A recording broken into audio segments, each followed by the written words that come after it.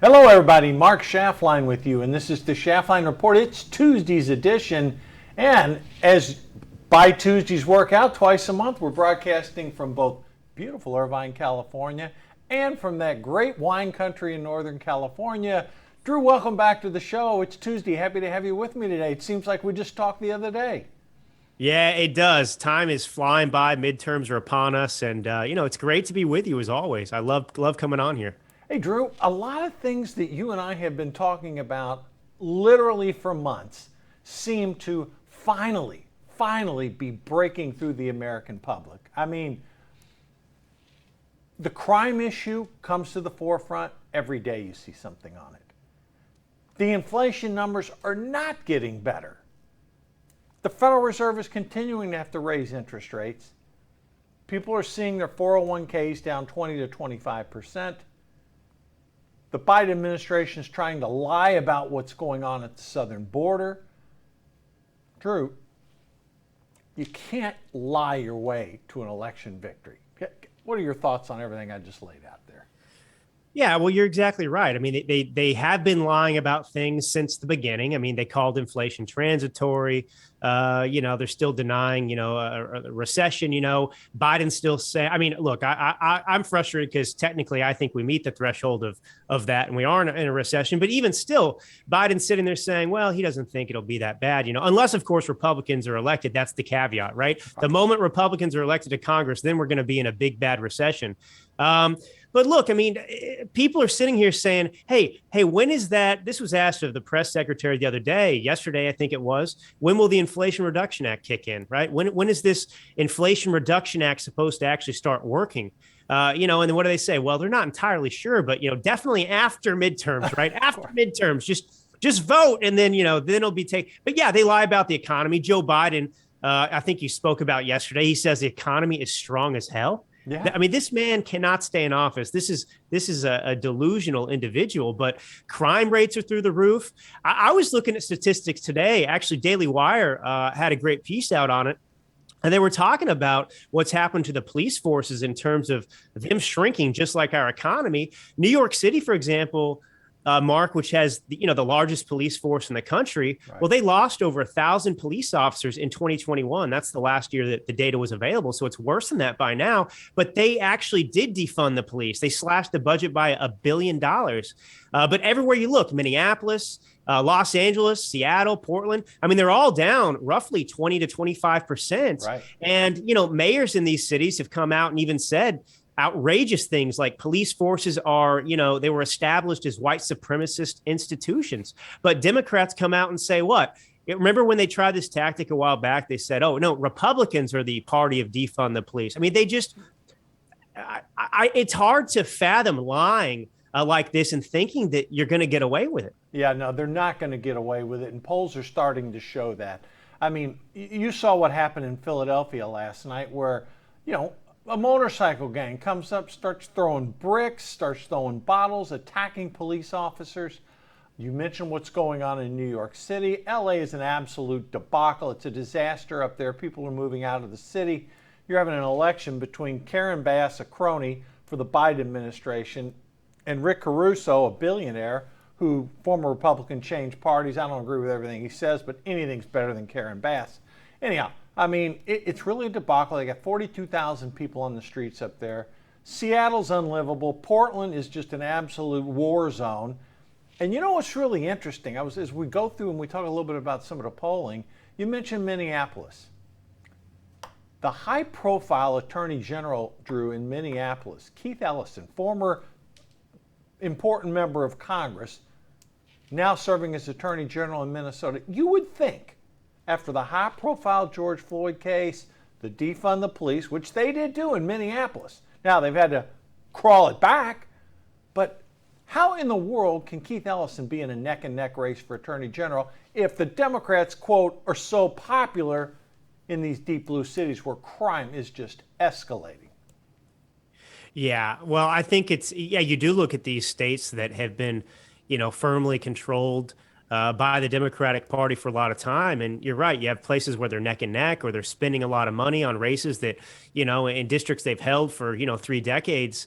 I have to hope that a lot of these, even, formerly blue controlled districts and positions do get flipped as well, because it's not enough to send a message that some of these close races, Republicans pull out a victory. I mean, this is, in one ways, what we're seeing is historic, right? I mean, what is happening is unprecedented, but the historic aspect is that, look, the party that owns the White House, essentially, when midterms come along, generally speaking, right, there's a reversal that takes place. And so I really want to see a bunch of shocking results, actually, after these midterms. I want to see dark blue places that Democrats thought were impossible for Republicans to chip away at and earn victories. I want to see those go red. I mean, a message needs to be sent, and that's the way to do it. For the country to get back on track the way it should be and is capable of, we need a complete, total repudiation of everything the Democratic Party stands for. I mean everything. And you're right. You mentioned that race in Rhode Island where a Republican is in the lead and Democrats are having to spend millions of dollars on a race that they've had a safe seat in, 31 years?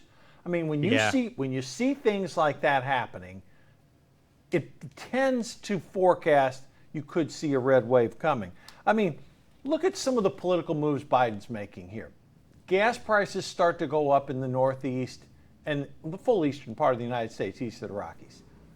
What does he do now? He says, well, I want to release another 10 to 15 million barrels of crude from the Strategic Petroleum Reserve. They were approved to do up to 180 million barrels. Now he wants to exceed that with the promise they're going to buy it back in the future.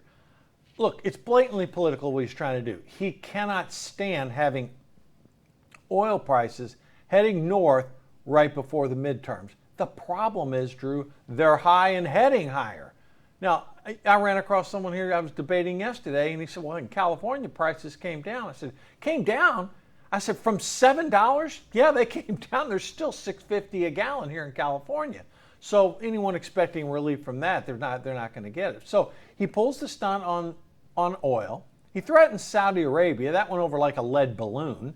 And now, again, unless his student loan fiasco is challenged, which it has been challenged in court, but unless they get a stay, then that student loan piece is likely to go into effect October 27th. Now, is that too late if people already made up their minds? I don't know, Drew. Younger voters tend not to vote in mass in midterm elections.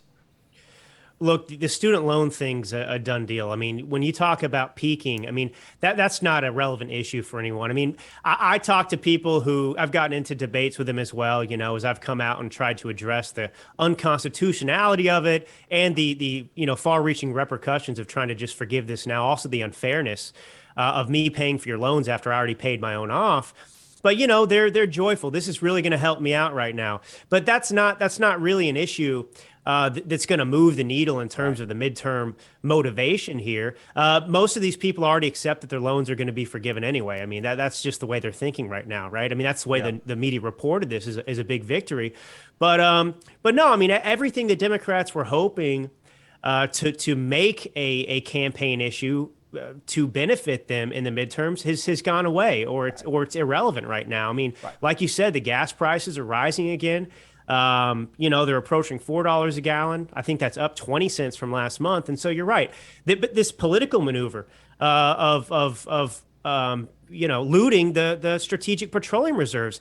And unfortunately, there's so many issues going on at the same time, Mark. I don't think that any of these really get the serious discussion that they merit. I mean, what he's doing and what he has been doing with the strategic petroleum reserves, it's dangerous. Yeah. I mean, to me, this teeters on some kind of impeachable offense as well. If you think about the purpose of that, it's for an emergency situation. It's not intended for someone to loot for political gain in an election year.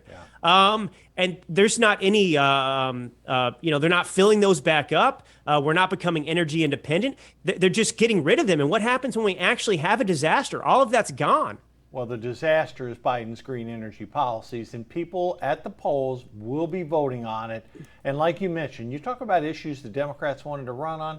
They thought abortion was going to be the end all to everything. You know where it ranks today, Drew? Fifth or sixth on the level of most important. And who's it going to affect most? The radical left-wing Democrats who were single-issue voters. They're already going to vote Democratic anyhow. This issue is not moving the needle on independents. By 2 out of 3 independents who will decide a lot of these close elections, what's the most important issues? Inflation, the economy, crime, and the border. In that order. Abortion's like 5th, 6th, 7th. And so I think you're right. The issues that Democrats tried to run on didn't work, aren't working. You know, we can talk about Election Day coming up, but we're already in the voting arena right now. Millions of votes, Drew, have already been cast, and you're seeing candidates debate right now. The debates are getting ugly. Substance in some, a lot of name calling in other. But I think when you cut through all the minutia, the fact of the matter is the Biden administration can't do a whole lot about prices at the grocery store. They can't. Prices are going up. They can't do that. They can release more oil from the Strategic Petroleum Reserve, but if you're a voter and you're paying $4 or higher for a gallon of gasoline now versus $2 when Trump was president, use the old Reagan saying, are you better off now than you were 2 years ago? No.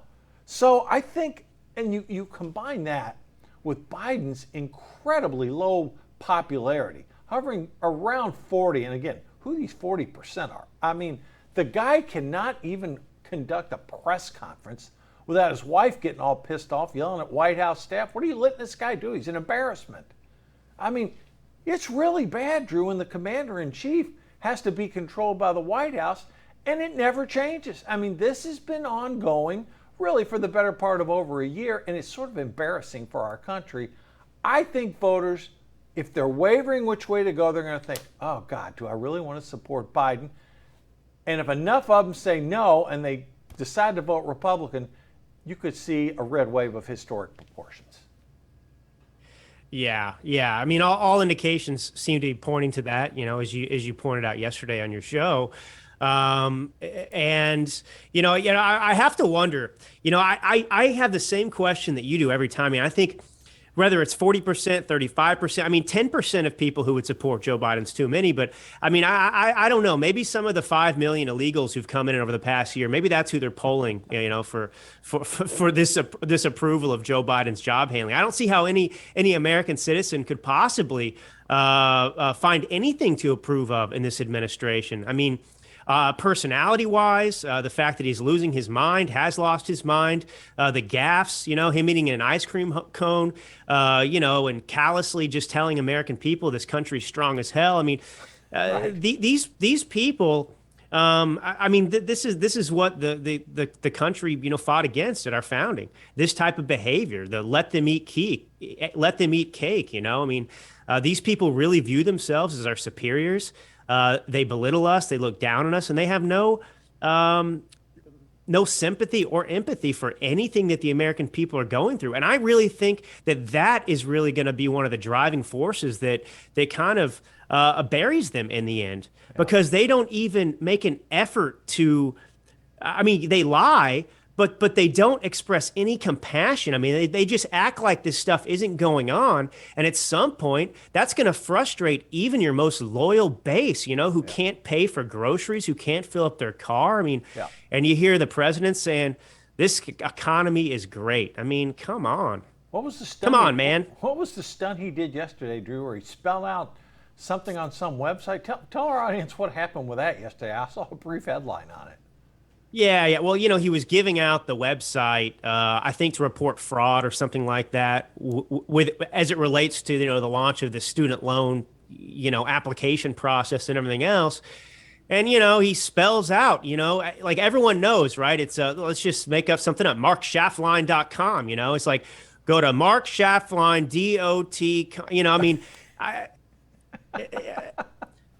I just it's thing after thing for this guy, and it's so clear that mentally he is gone. Yeah, I mean, I know. He hasn't been there from the beginning, but I guess we might have talked about this last time, but I still think the most astonishing thing I've seen in his presidency, apart from all the gaffes and the mistakes and the corrections, is when he gave a speech at the White House in honor of that female Yeah, congresswoman, the yeah. Democrat who died. He said, "Condolences to your family. We can't believe we lost this person."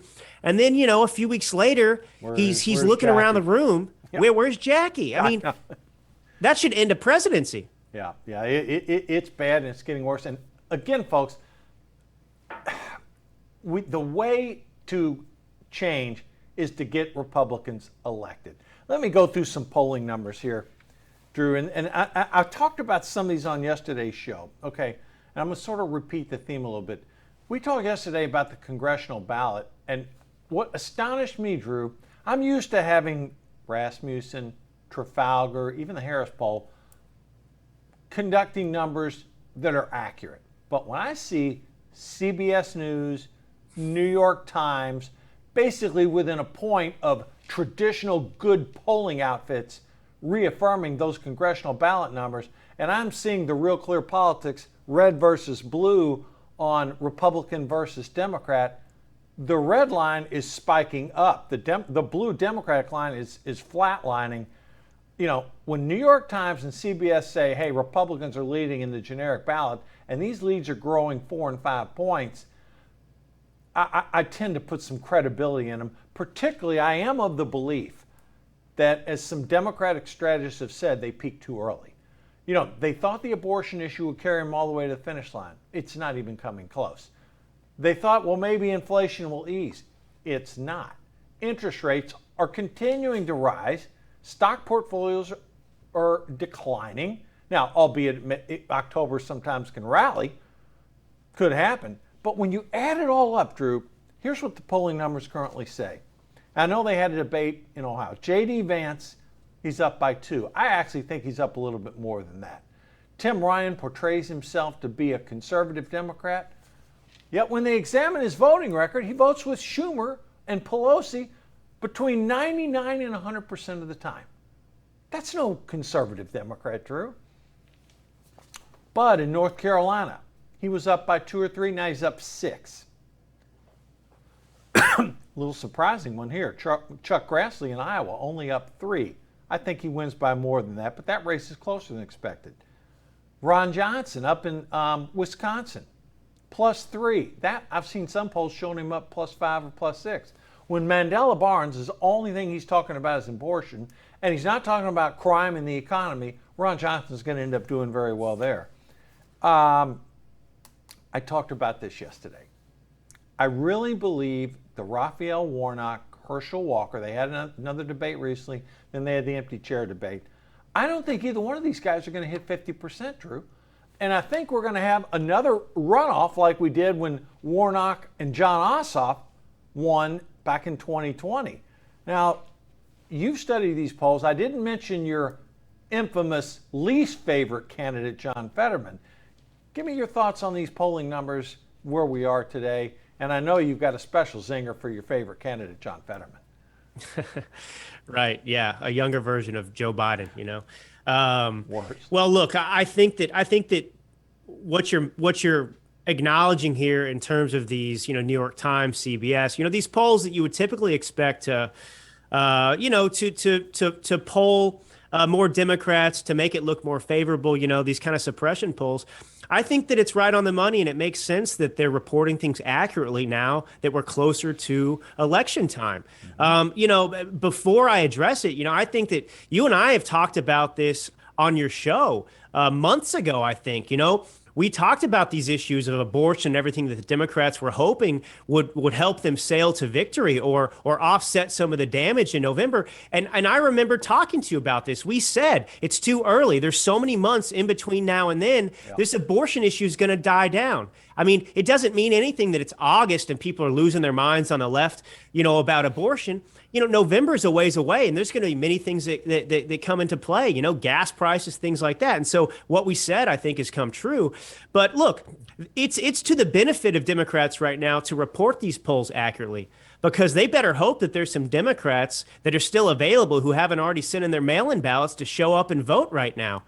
because that's I mean that's their only shot, and it's not looking good for them. So to give Democrats a false sense now of victory or to try and demoralize Republicans, that's not going to work. So I think that it makes perfect sense that these polls are closing now, and they actually represent what you and I have expected for a long time, and we've been shocked before. This poll doesn't make sense. How could this Democrat be ahead by 20 points? Well, guess what? Now that it's elections upon us, guess what? They're even, just like we said. So I think that there's so many shenanigans that go on with these polls. Yeah. But Fetterman's the only one, Mark, that we were talking about before the show that just blows my mind. I mean, that poll's showing him up by +2, and I'm very serious. John Fetterman in a he is the worst candidate running for election, and that says a lot because there are a lot of bad candidates.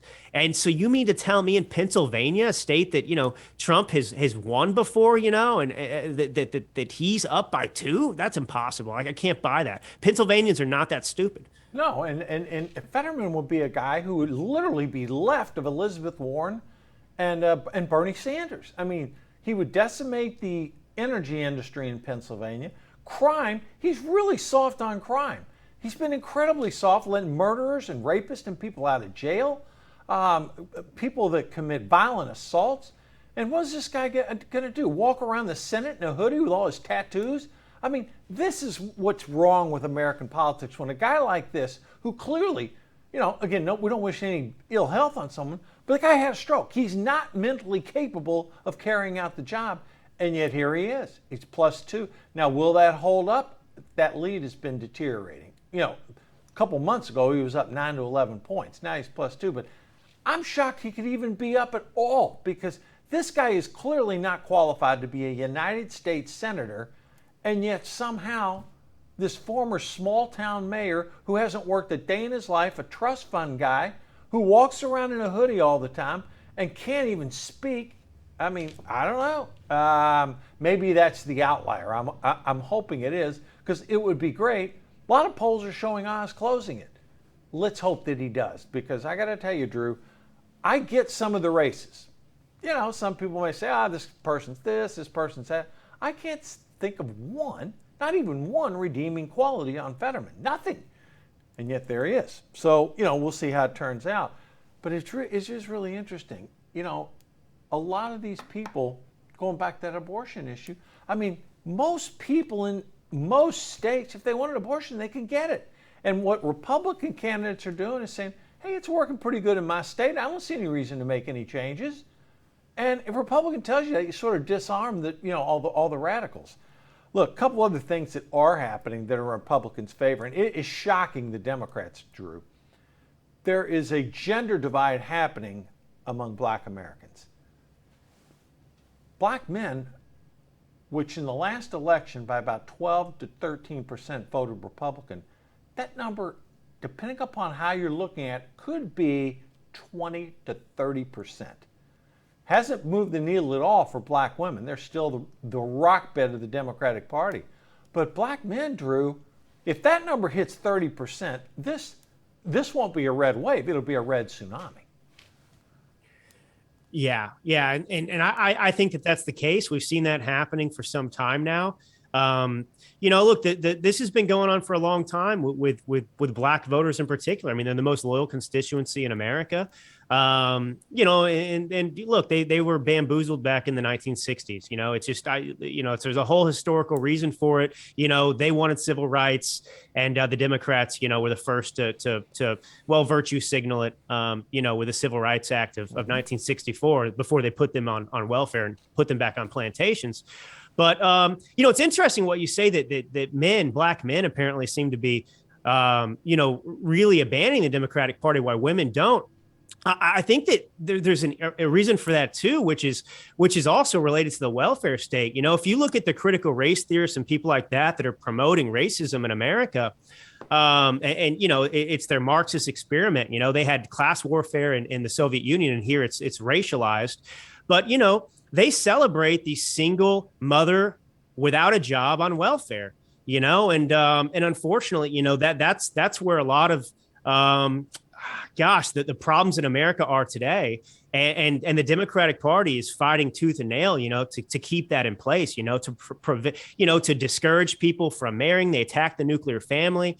But anyway, it's just an interesting observation that's going on right now. But I mean, I think that there's an opportunity here for things to totally realign again. Yeah. I think that people realize that, blacks have been loyal to the Democratic Party, but the Democratic Party has not been and is not loyal to blacks. They just view them, it's the same way, a plantation owner looked at blacks. They needed their labor, right, to make a living. They need their votes, to stay in power. That's the extent of their concern for black Americans, and blacks are tired of it. Yeah, no, they clearly are. And, the other thing that's not working here, the Democrats are trying to take this crime issue and they're trying to turn it into a racial issue, and Republicans are having none of it. Tommy Tuberville, senator from Alabama, was talking about that the other day. Got a bunch of criticism. In past years, Republicans might have crawled up into a thing, oh, I didn't really mean it. No, they're fighting back now. They're saying, no. Hey, if this is what the crime statistics say, don't give me this racial BS. I don't want to hear it. And you know what? Black men are stepping up and saying they want the safety in their community, the same as white men, Asian men, Hispanic men. Every American wants safety and security. But when you see incidents like you saw last night in Philadelphia where police are attacked, where you see crime rates skyrocketing in these areas, listen, people have had enough of it. They don't want to see people, for committing serious crimes, not having any bail. I mean, just getting out, name recognition. They're tired of that kind of crap. They don't want to see it anymore. So I think there is a shift happening. I'll tell you another shift where I think is happening, Drew. I mean, it's not what I think, it's what the polling indicates. Hispanics are fleeing the Democratic Party. They're seeing what's going on in that border. They saw how the Biden administration asked the mayor of El Paso, Texas, hey, don't really call it a crisis. We really can't have this border thing be called a crisis. And he says, hey, it is a crisis. We have people streaming across our city, coming across that border. New York City, they get 16,000 of them, and it's okay for Eric Adams to declare a state of emergency. But the mayor of El Paso, Texas, which is like ground zero, no, we got to keep it quiet. We don't want to offend him. Again, I go back. Look at that special election. Myra Flores in a deep blue area won. And I think you're going to see a lot of blue counties flip to red counties because Hispanic Americans, they're tired of all these illegals crossing the border. They're tired of all the crime, Drew. On the way into the show today, I'm listening on the radio. Fentanyl, the amount of fentanyl showing up in the LA school districts, off the charts. Now they're having to teach librarians, hey, when they come in, here's an anti-fentanyl pill in case someone starts to overdose. Can you imagine that? I mean, it only takes just a speck of fentanyl that they can be put into other drugs and you kill somebody. That's why all these young people are dying in LA school districts, because this fentanyl is coming up from the border. The Biden administration has open border policies. They're not doing a damn thing to protect the border. And people are sensing it. They're saying, that one lady, I was like a headline. Someone asked her a question. She goes, similar to what you said. Everything this administration touches becomes a disaster. And like you said, I can't name one thing they've been successful at. Think about the legislation they passed, Drew. They had to lie to the American people what it was passed about. They called it the Inflation Reduction Act. And people were saying, where's the reduction?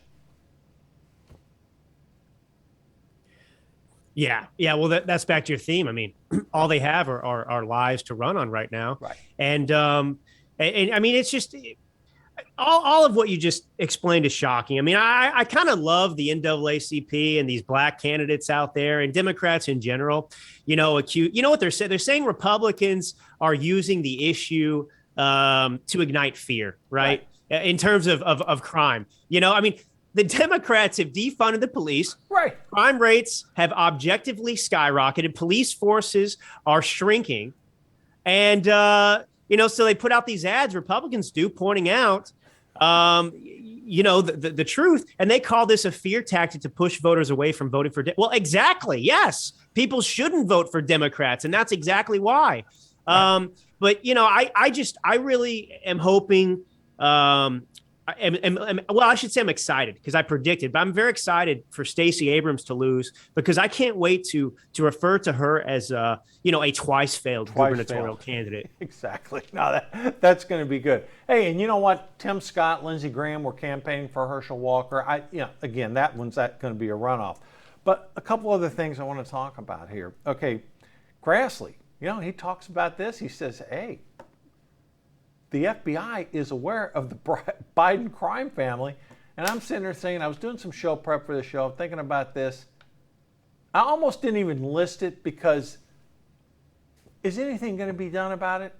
In my opinion, no. As long as the Biden crime family controls the Justice Department and the FBI, is anything going to happen? If nothing happens to Hunter, nothing's going to happen to the Biden crime family. So I'm going to mention it, folks. I just did, but in the big picture of things, I don't know. Do you think I'm wrong, Drew? Is it going to play anywhere, or am I sort of on the mark here? No. I've talked extensively about, why they actually want to indict Hunter Biden right now. It's because they have a friendly Justice Department. So if they can indict him on everything now and reduce his sentence and put him in an ankle bracelet at home, that's a best case scenario because you have double jeopardy. They can't try him again. This goes away as a campaign issue. But no, the FBI is not going to do anything. Look, the FBI, this is the same FBI that was aware that Trump-Russia collusion was a hoax. Yeah. Did that persuade them not to pursue this? No. So, no. Yeah. So, all right. So let's bring it to conclusion. We know we got problems in Ukraine still. The Russians have got a new general in there. They're ramping up these suicide drones hitting targets, power plants, cities. It's likely, Drew, and I know you're not totally in favor of this, but it's likely to increase the spending on NATO, the U.S., Great Britain on weapons system for Ukraine. The Russian conscripts, and we talked a little bit about this yesterday, you see pictures of their faces. Putin's rounding up people off the street. He doesn't care how many of them die. To him, it's irrelevant. The only thing he cares about is that he not lose. Couldn't care less how many lives get lost.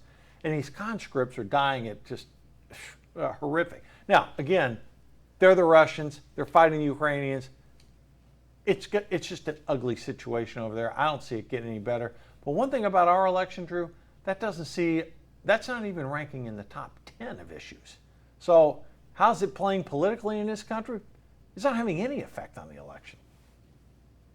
No, it's a it can be a divisive issue that invites a lot of vigorous debate, but it's not something that has any bearing on which party somebody votes for. I mean, and honestly, at the end of the day, I mean, Ukrainians have been funded. They've been sent weapons and things like that. But this is an issue that bothers me. We do this every time. But I gotta say, in the last week, Russia destroyed more than a third of Ukraine's power stations, right, in just 1 week. Yep. So, all this talk about sending weapons and things, well, no weapons are going to save Ukrainians from winter and power outages, Yeah. And again, this is the absolute lack of responsibility of the United States of America. Again, we could solve this right now if we would unleash American energy independence. Yeah. If we would provide, it'd be good for everyone. We wouldn't have to be begging the Saudis. We wouldn't have to be pillaging the strategic petroleum reserves. We could end the conflict between Russia and Ukraine. We could get Europe to be back on our side again.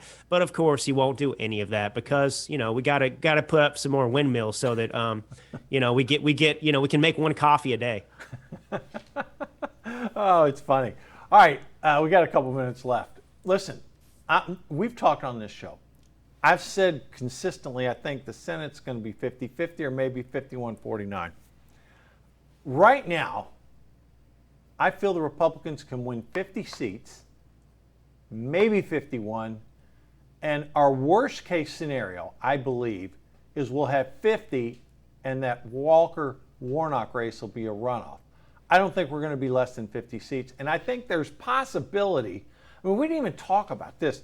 We got a shot in Colorado. I mean, we got a candidate in Colorado who's a moderate Republican. He's within 4 points. And I'm reading through the news last night, and it really bugged me. Trump comes out and criticizes the guy because he previously criticized Trump.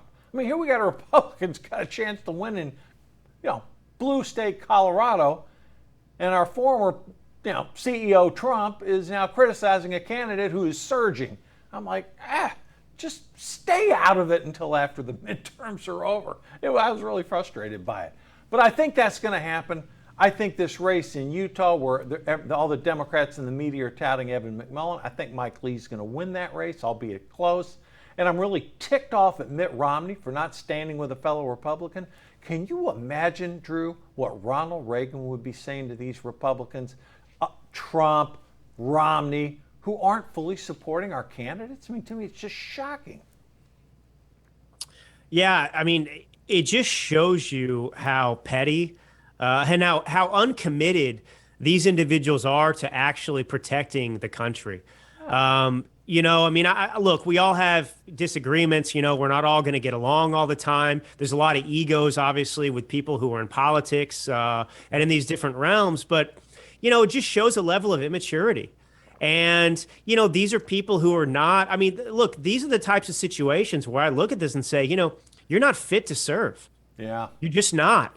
And this is the thing too. This kills us every time because the Democrats don't have this problem. No, they don't. No. They rally and do what's necessary because they understand the objective is victory. Right. And Republicans, it's like they just don't want to be in a position of responsibility. They'd rather be the victims. We don't quite have a majority here. There's just nothing we can do. They just want to throw up their hand. They don't want to lead. This is my problem. I think, though, that this year is different. And I'll tell you, despite some of those issues you just described, with a handful of top-notch, Republican leaders, Trump, Romney, etc., I think the issues are overwhelming in Republicans' favor.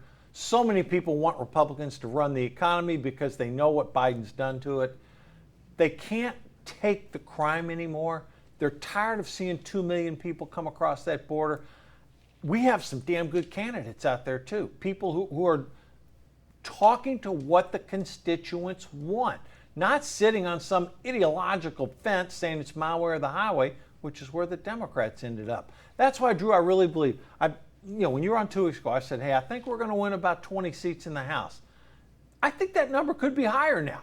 I mean, because things are sort of breaking. And again, you're going to be on before the election, but I really think at this point, unless something crazy happens, the Republican fortunes right now are clearly trending towards taking that House, and it's probably going to be north of 20 seats, could be 20, 25, 30. The Senate, they've got a, I think, 50-50 chance now. I think they were on the south side of that number a few weeks ago. Now, I think it literally could go either way. And with some of the candidates that we have and some of the policies that Democrats have to defend, I just don't see them holding on to that. 1 minute left. Close it out for us. Well, I think you're right. I think there's no stopping the coming red wave. I think that, right now where we are moving into midterms here, destiny's set here.